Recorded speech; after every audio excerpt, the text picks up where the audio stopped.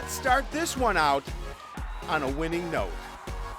So show us all of your best moves and celebrate with us the continuation of high school sports. We hope that you will take away a lot from this one. Have a ball. Sportsnight is next. Hello, everyone, and welcome to Sportsnight. I'm Joe Young. And I'm Howie Shapiro. And Joe, just when you think it gets weird, it got even stranger. It got so much stranger. Gosh.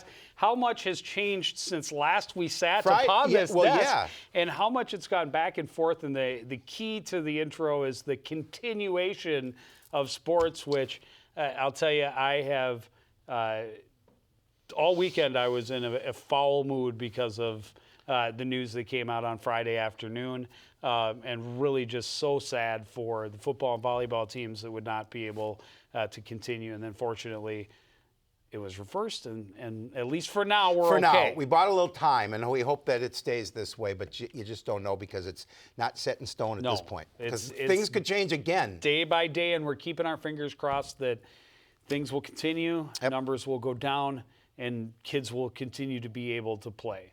But students and parents in Anoka-Hennepin got the news they'd been dreading on Friday afternoon through district emails and texts. Due to the latest COVID-19 numbers, Anoka County surpassed the threshold of 30 cases per 10,000 residents, which meant further restrictions were required. The numbers in Anoka County have seen a steady rise over the past few weeks, and the data from tests September 27th through October 10th showed the county at 33.16 per 10,000. That means all middle and high schools in the district moved to full distance learning Wednesday, November 4th. There is no school on Monday and Tuesday.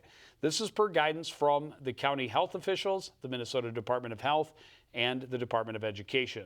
It also meant all co-curricular activities were to cease starting next Monday, November 2nd. This is following guidance from the High School League, State High School League, and according to its website, is not a school district decision.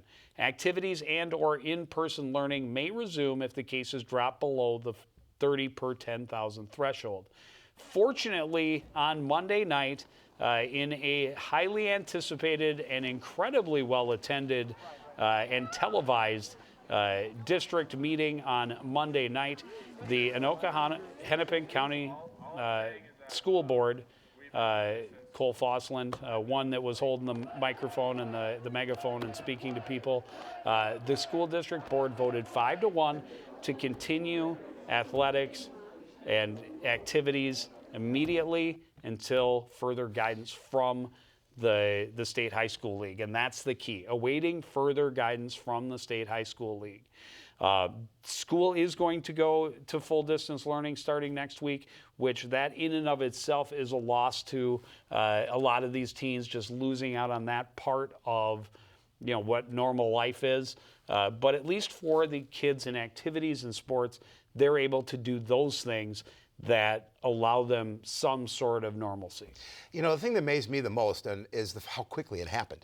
I mean, they had this meeting Monday. I personally didn't think they would have a decision the same night, but they did. They voted, as you mentioned, they voted 5-1 in favor of continuing the sports, and I think it's phenomenal for these kids. You talk about kids who are distance learning.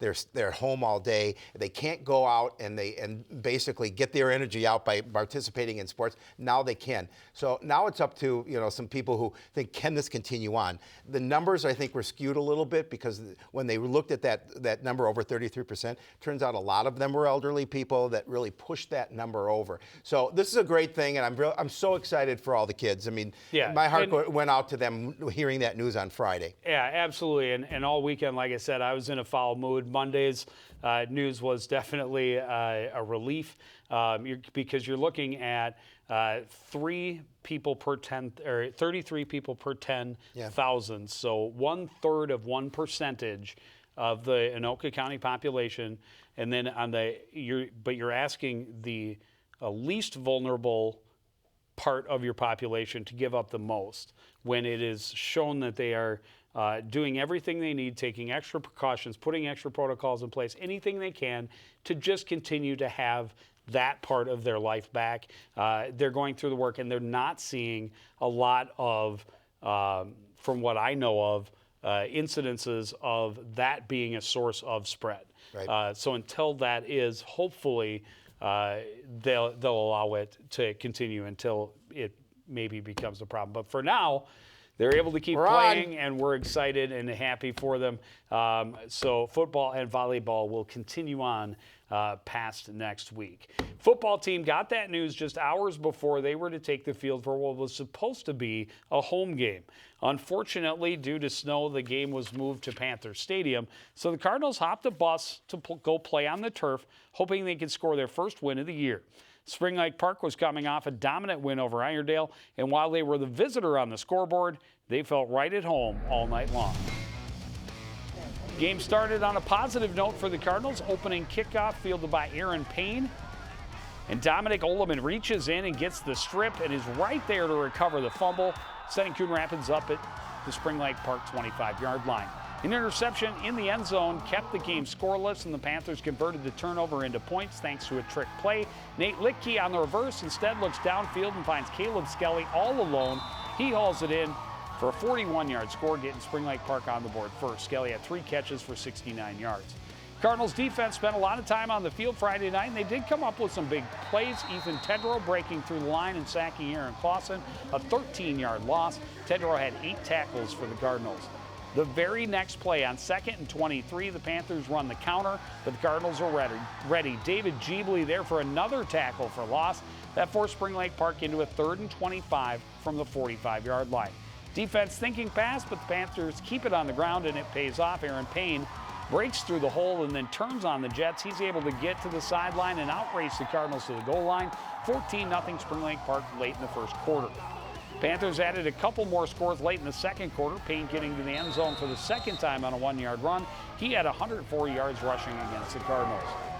Then it's Littke scoring on a 1-yard run in the final minute of the half. Littke had a rushing touchdown, a receiving touchdown, and a passing touchdown. It was 26-0 Spring Lake Park at the half. Cardinals managed just 1 first down in the second half. A 19-yard pass from Griffin Tom to Mustafa Monir midway through the fourth quarter.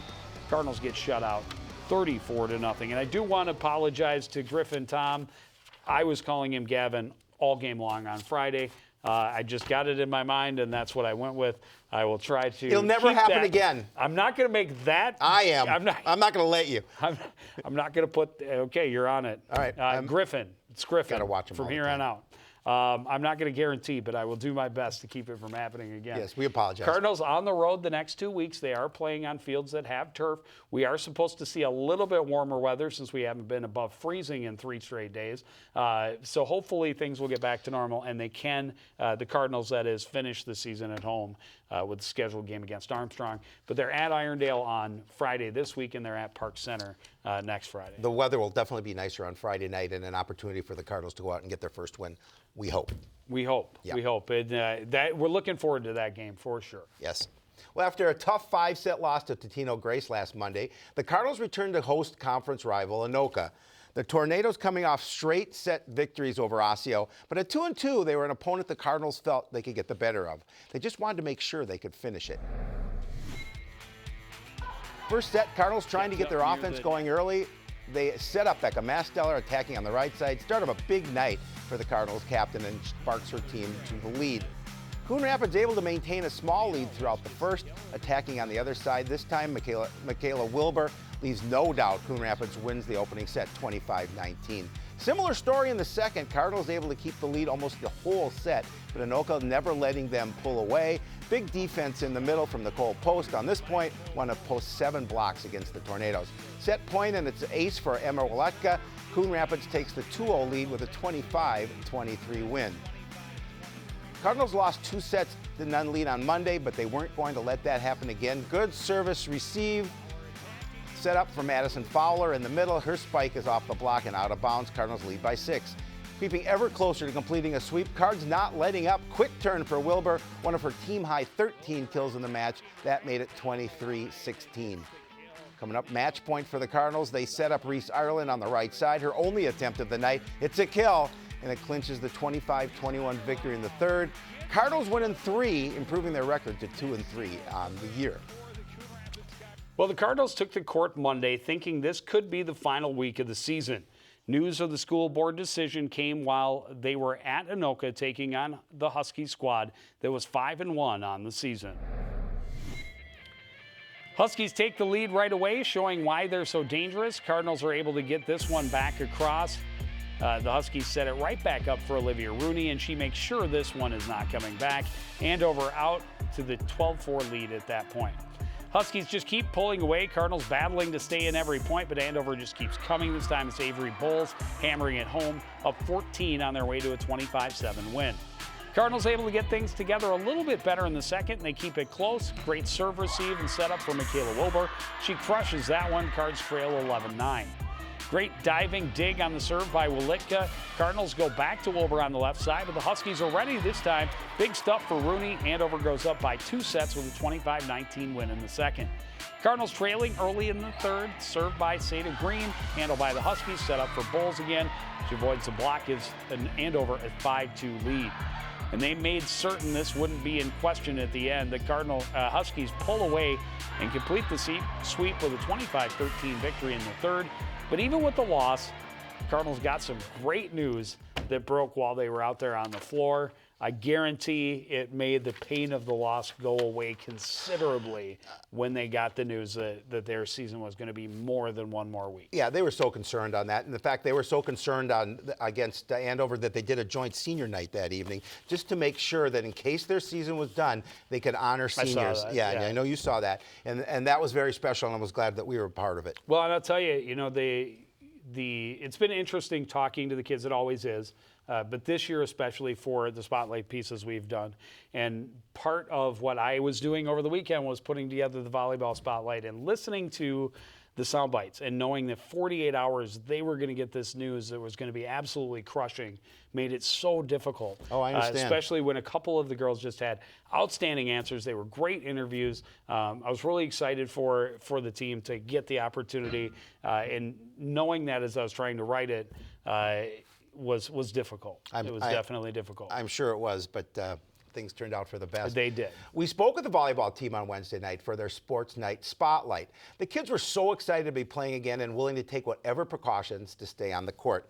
Just 48 hours later, their season was going to be suspended. Then the school board reversed course on Monday. It's been a wild ride, and the Cardinals are just glad that they get to be on the court. It's been exciting because we played together, the majority of us played together last year, and I feel like we have a really good core group of girls and we all get along pretty well, so it was an easy transition. Volleyball players are used to transitions by now. When the high school league decided to have a spring season, club teams offered a fall schedule so kids could keep playing. When the league decided they would play in the fall after all, the players were forced to transition again. I was excited, obviously, but I was a little frustrated because with club going on, there was a fall thing for club going on, and I had to completely just cancel that and forget about that, which was a little frustrating. But I was super excited to start playing with this team again. The schools and teams took extra precautions at practices and games to keep it as safe as possible to compete. We made sure to maintain social distance for our interviews to allow the girls to speak without wearing their masks. The decision to play led to record numbers at Cardinal tryouts. We had the kids wanting to come out. They wanted to do something. They wanted to be with their friends. If it was a few different rules, so be it. I don't really think they cared. They just needed some sense of normalcy, and they were ready to get in the gym. Volleyball teams were forced to prepare quickly for a shortened season. The Cardinals needed to get a lot of business taken care of, and at the same time institute new protocols and guidelines to limit exposure through participation. We had 6 days. We had to hire 2 coaches for our lower levels. We had to figure out what our schedule was going to look like. There was just a whole lot of planning that obviously I was going to let go till after Christmas, and then all of a sudden they said you got 6 days, and we were in the gym ready, but it was a pretty crazy week. The Cardinals returned to the fieldhouse more than willing to take any and all precautions necessary. They were ready to do whatever they could to get to be able to play and keep playing the sport they love. Now I'm even more careful because if I get sick or someone else gets sick, there goes basically our season because we have to stop playing. So I don't want to be the person to ruin it. With that, we're all careful. We put our mask on when we're not playing. We all social distance when we have to. we don't want to ruin it for ourselves. So we're being careful.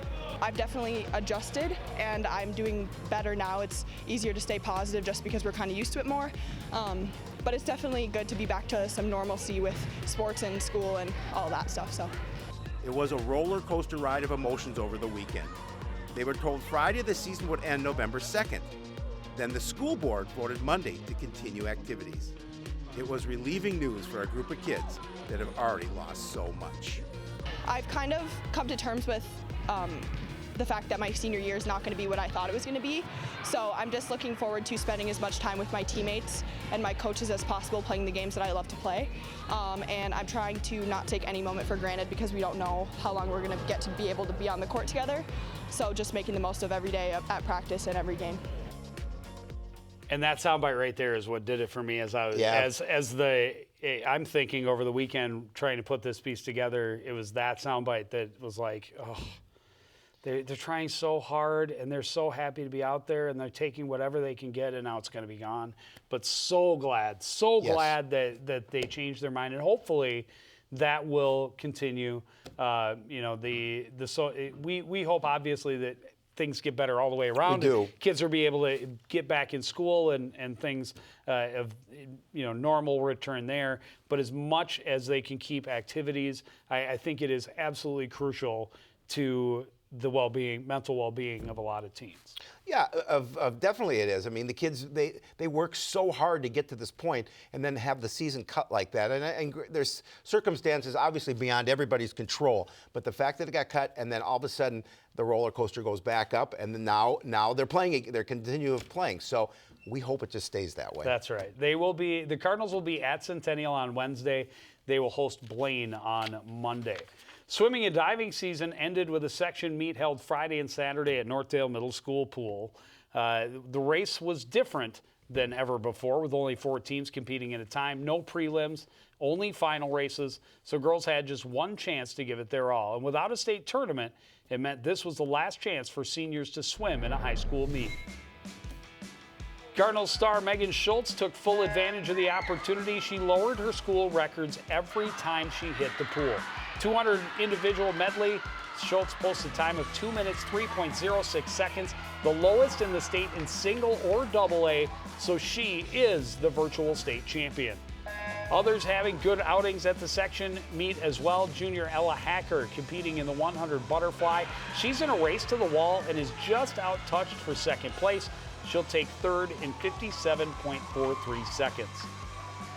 The Cardinals set school record times in 2 of their 3 relays. In the 200 free relay, Schultz set a 50 free school record for her leg to get it started, along with Ella Hacker, Emma Schmidt, and Laura McCarr. They lowered the record to 141.20. Cards also had a record time in the 400 free relay. Megan Schultz in the 100 breaststroke, and she lowers her record in that event as well. Schultz cruises to the section title with a time of 1 minute, 3.12 seconds. That is the second fastest time in the state this year. The Cardinals finished 6th, their best finish since 2015.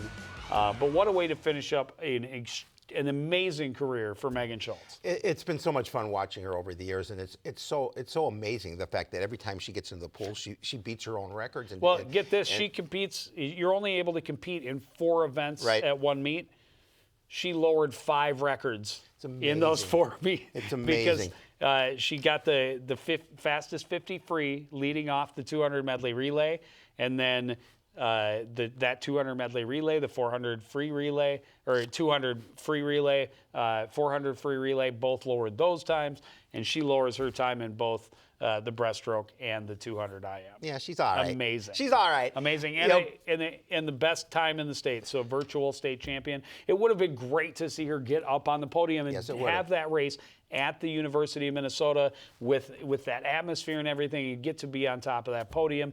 But unfortunately, that's not to happen. At least we can call her a state champion. Well, and congrats to the girls and Coach Donaldson and his staff for a nice finish to the season. They wrapped it up very well. Yeah, and they will lose a handful of other seniors along with Megan Schultz, but they return a number of nice pieces like Ella Hacker, Emma Schmidt, that will be back to help lead the team in the future. But she will obviously leave a very large hole for this program. What an amazing career. Holds the record in absolutely every swimming event in school history. Just great. And it has been an incredible joy to be here, witness it, and document it as it has all happened. Yeah, That we're is very gonna fortunate. do it for the swimming and diving season. So all that's left now is football and volleyball, and we will continue to follow them as long as they are allowed to continue playing. Football team is at Irondale on Friday night. Volleyball team hosting the Blaine Bengals on Monday. We will have football at Park Center next Friday. But that's going to do it for this edition of Sports Night. We want to thank everybody out there for joining us, continuing to support everything we do here at CTN. For the entire crew, including Howie Shapiro, I'm Joe Young, saying good night.